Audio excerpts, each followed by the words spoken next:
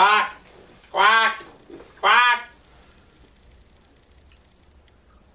That's what it sounds like when I listen to my wife. Mr. Toastmaster, fellow Toastmasters, and beautiful honored guests. What I want to talk about is accomplishing something in our life. We only have an estimated average of 80 years on this earth, plus or minus 20. We might live to 100, and we may only live till 60. And that's basically where the range of most of us are going to end up. But what's the point of having a life if you don't live a life? Now, what does it mean to live a life? Live a life means that you're busy going out and doing things, challenging yourself, tackling climbing a mountain. And I don't mean really tackling a mountain. I mean climbing a mountain of problems, difficulties. I mean, there's the obstacle of getting through school, then getting through college, then getting married, and then the biggest obstacle of all, staying married. Do you know that the divorce rate is now somewhere around 65%? And that is all in the younger people, not so much the older people, which means when you look at the younger generation, that number is even greater than that. They're up somewhere like 70 or 75%. So you're talking about a challenge to stay married.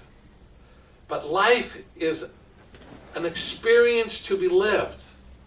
And you need to live it. You need to go out and do those things which you're uncomfortable doing those things. Because if you're going to do the things that are comfortable, yeah, all right, then life is boring. You like living boring life? Do you like living a boring life? I may be talking to the choir a little bit here because the people in this room belong to Toastmasters and they've already faced death. Because we know that statistically what people say is public speaking is worse and more frightening than having cancer. Or would you like to public speak or would you rather die? And the person says, I'm thinking. It's true. But at least you're pushing the envelope. And you got to push the envelope. Now, getting married is pushing the envelope. Staying married is beyond pushing the envelope.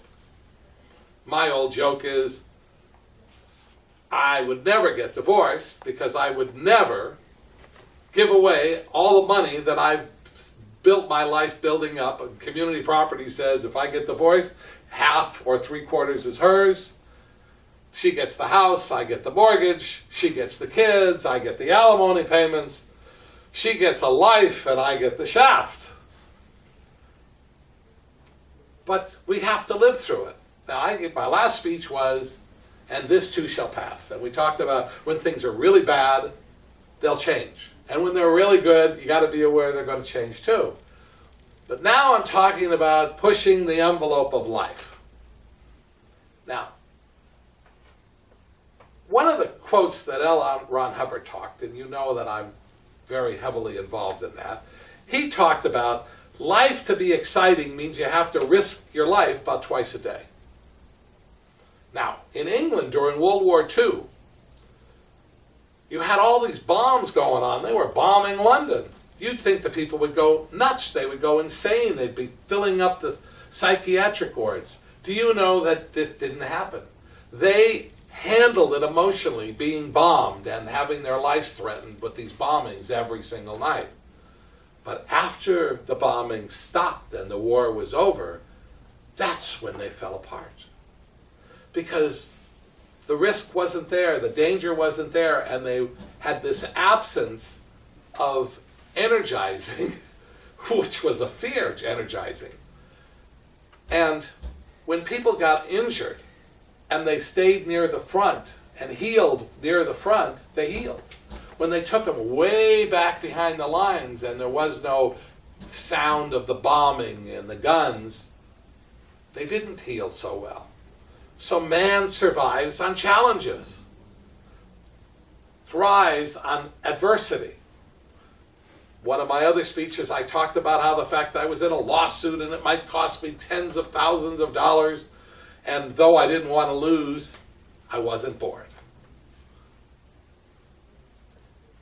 But at least I'm living, and even if I lose, I remember, okay, and this too shall pass, and then I remember I'm in more lawsuits, and I'm going to win some of those, and I'm going to lose some of those. And my father told me about the stock market, if you're right 51% of the time, you're rich. So, what's my advice to you? If in doubt, do it. If afraid of doing it, do it anyway. In fact, if you're afraid to do it, absolutely get off your chair and do it. Go to Europe. Go get a job in a foreign country. Go bring a woman from a foreign country to this country. Sell your children into slavery just to see what it's like. Let your children sell you into slavery. Well, you're already in slavery to your children, so I don't know what you're going to get from that. But the point is, go out and be outrageous. I'm going to tell you a secret.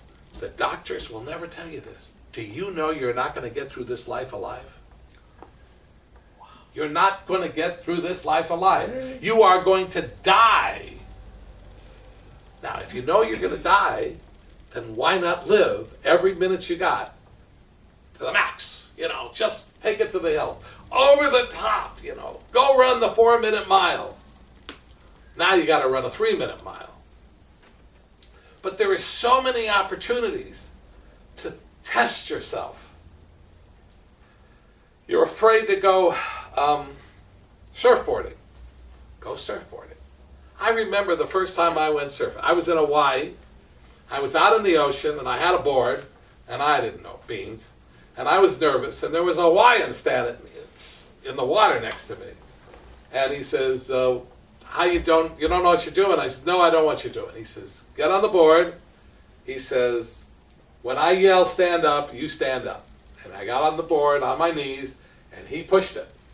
He gave me a push, and then he said, stand up, and I rode that wave all the way from the water, in the ocean, all the way to the shore, the whole way, a perfect run. Of course, I couldn't have done it without him, but the fact is I had the thrill of a perfect ride.